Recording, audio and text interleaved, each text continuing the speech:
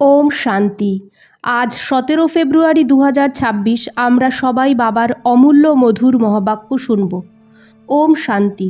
মিষ্টি বাচ্চারা, তোমরা এখন অমরলোক স্থাপন করার নিমিত্ত আছো, যেখানে কোনো দুঃখ বা পাপ হবে না। এটা হলোই ভয়েসলেস ওয়ার্ল্ড। আজকের প্রশ্ন, গডলি ফ্যামিলির ওয়ান্ডারফুল প্ল্যান কি?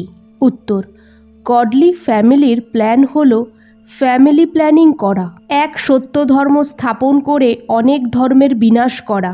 মানুষ বার্থ কন্ট্রোল করার প্ল্যান বানায়। বাবা বলে ওদের প্ল্যান চলবে না, আমি নতুন দুনিয়ার স্থাপন করি, তো বাকি সব আত্মা উপরে ঘরে চলে যায়, অনেক অল্প আত্মাই থাকে। ওম শান্তি। এটা ঘরও, ইউনিভার্সিটিও আর ইনস্টিটিউশনও। তোমরা বাচ্চাদের আত্মা জানে যে ওটা হলো শিব বাবা, আত্মারা হলো শালিগ্রাম।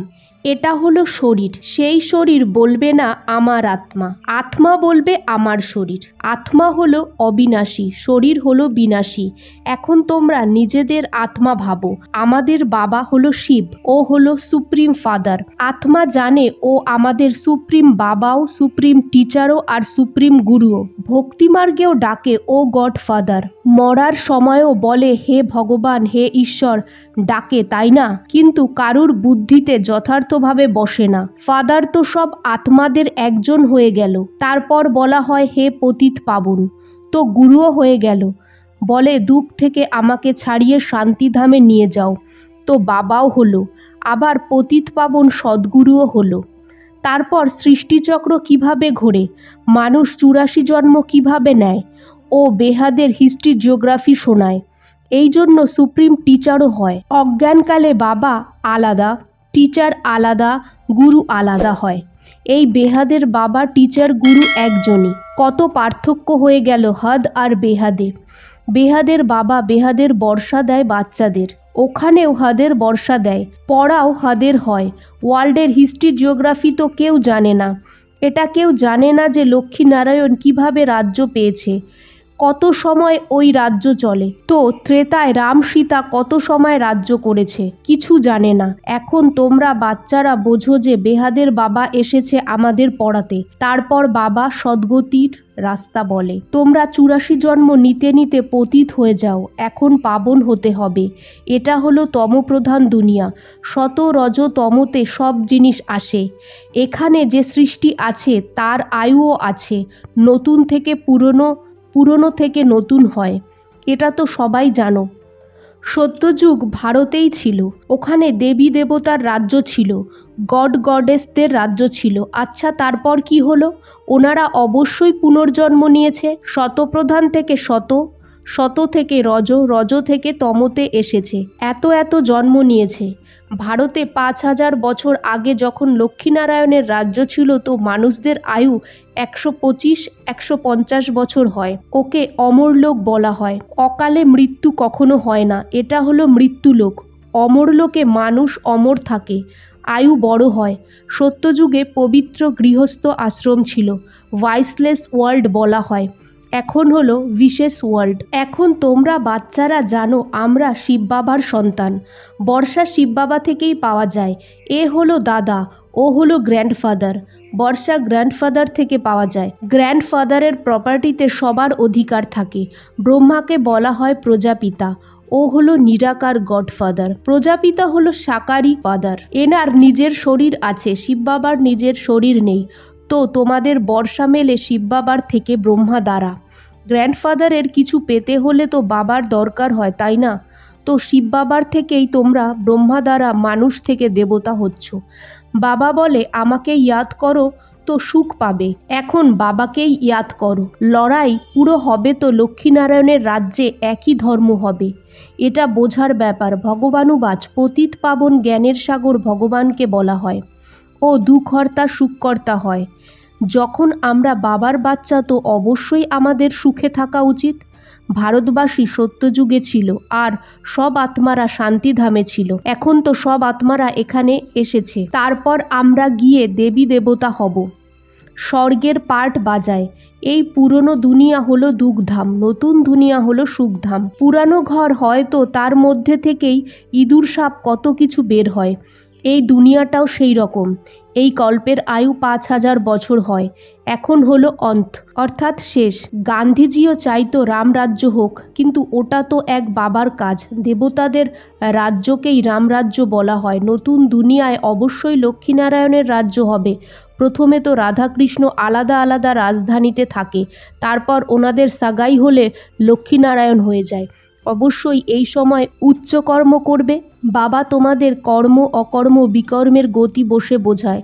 রাবণ রাজ্যে মানুষ যে কর্মই করবে ওই কর্ম বিকর্ম হয়ে যায়। সত্যযুগে কর্ম অকর্ম হয়, গীতাতেও আছে, কিন্তু নাম বদলে দিয়েছে।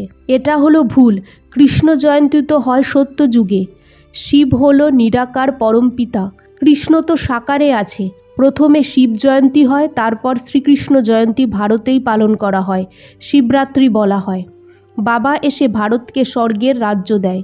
শিব জয়ন্তীর পরে হয় কৃষ্ণ জয়ন্তী। এদের মধ্যে হয় রাখি, কারণ পবিত্রতা চাই, পুরানো দুনিয়ার বিনাশও চাই। তারপর লড়াই লাগবে তো সব শেষ হয়ে যাবে।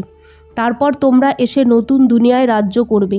তোমরা এই পুরনো দুনিয়া মৃত্যুলোকের জন্য পড়ো না, তোমাদের পড়া হলো নতুন দুনিয়া অমরলোকের জন্য। এমন তো কোনো কলেজ হবে না দুনিয়ায়।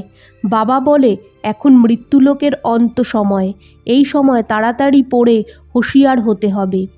এ বাবাও পতিত পাবনও পড়ায়ও। তো এটা গডফাদারলি ইউনিভার্সিটি হলো, তাই না? কৃষ্ণ তো সত্যযুগের প্রিন্স। কৃষ্ণও শিব বাবার থেকে বর্ষা নেয়। এই সময় সবাই ভবিষ্যতের জন্য বর্ষা নিচ্ছে। তারপর যত পড়বে তত বর্ষা পাবে। পড়বে না তো পথ কম হয়ে যাবে। যেখানেই থাকো পড়তে থাকো। মুরলি তো বিদেশেও যেতে পারে। বাবা রোজ সাবধান করে, বাচ্চারা বাবাকে ইয়াদ করো, এতে তোমাদের বিকর্ম বিনাশ হবে।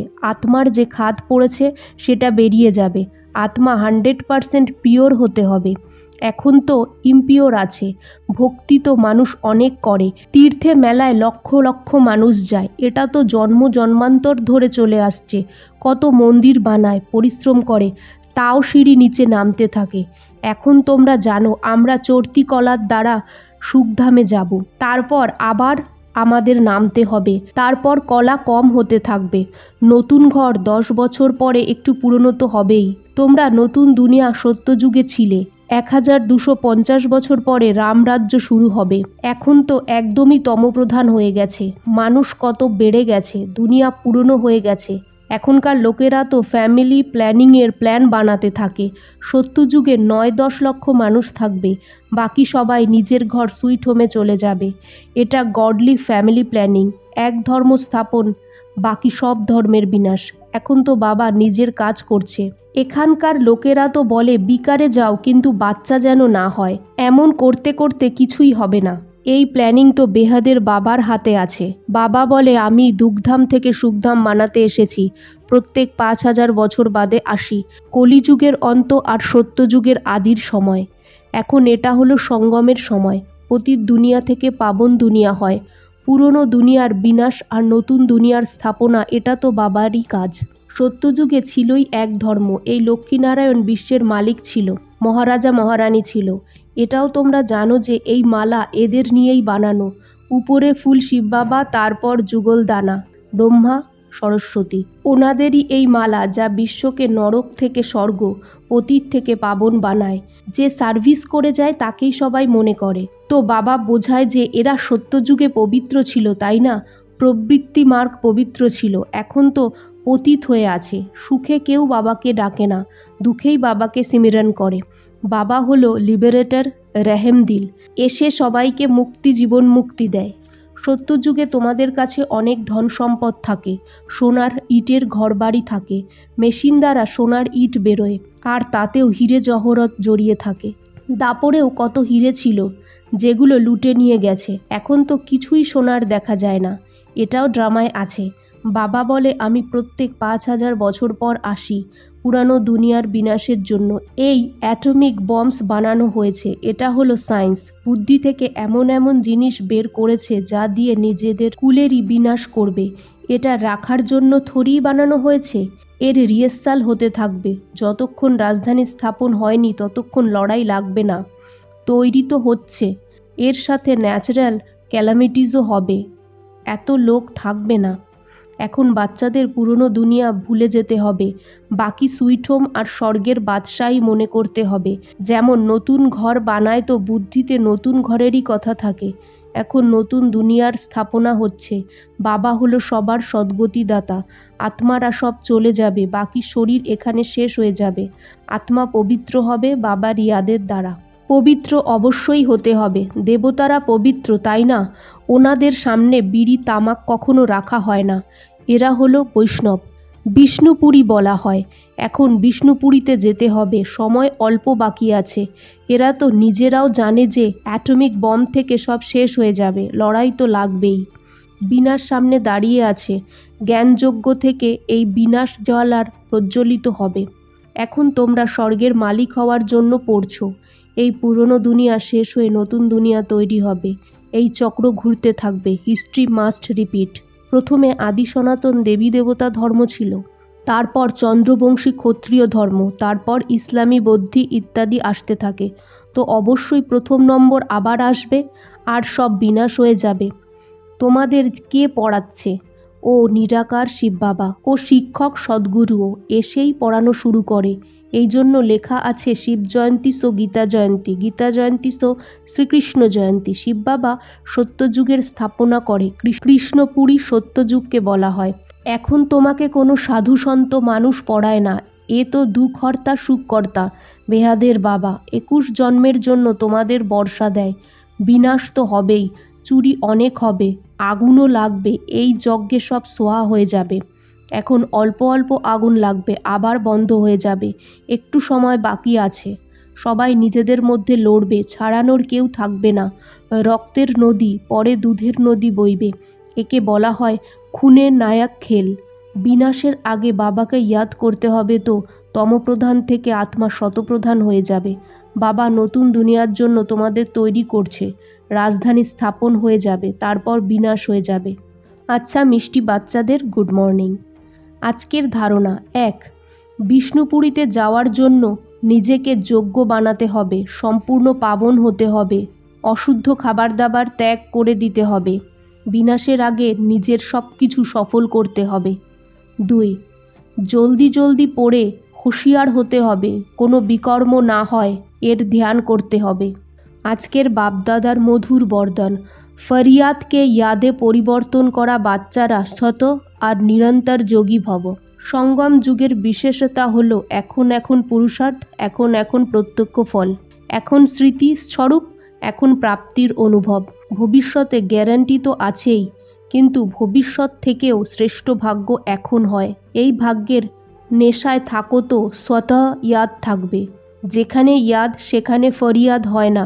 ফরিয়াদ মানে কিভাবে করব, হচ্ছে না, একটু সাহায্য করো, এটা সেটা অজুহাত। তো ফরিয়াদকে ছেড়ে স্বতঃ যোগী নিরন্তর যোগী হও। আজকের স্লোগান, যে নিজেকে অতিথি ভেবে চলে ওই মহান স্থিতির অনুভব করে। ওম শান্তি।